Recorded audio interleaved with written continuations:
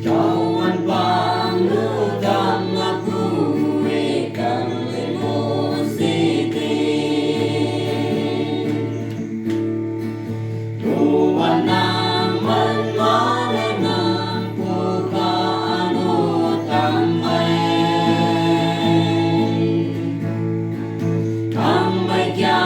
ba ng junduto ng tao tamay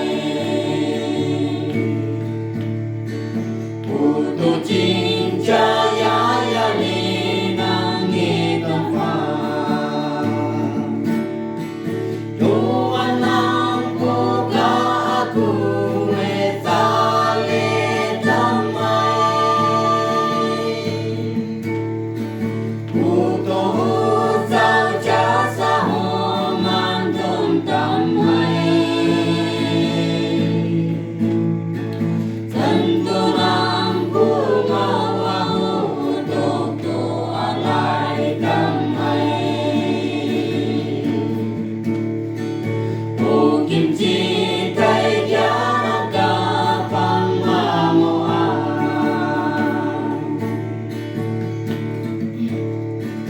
Ang tuta silig yude mahalay mo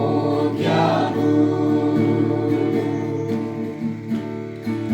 Mong sang ninay lego kyaru to siletan po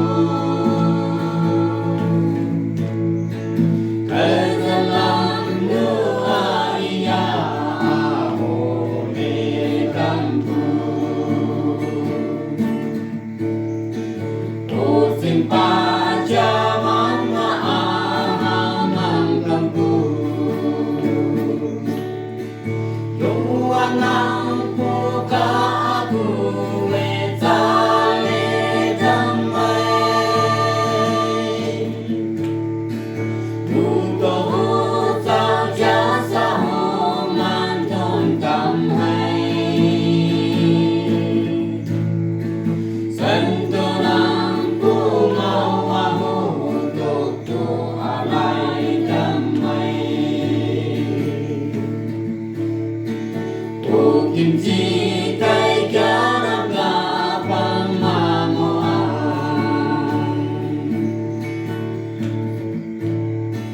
Yuan ang junduto ng bago malimog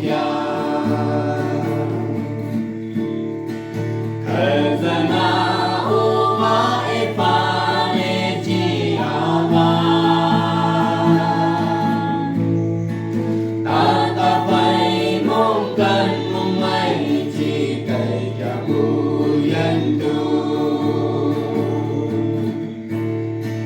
Mong may kaano letang ko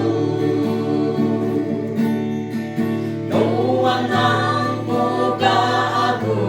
etali damay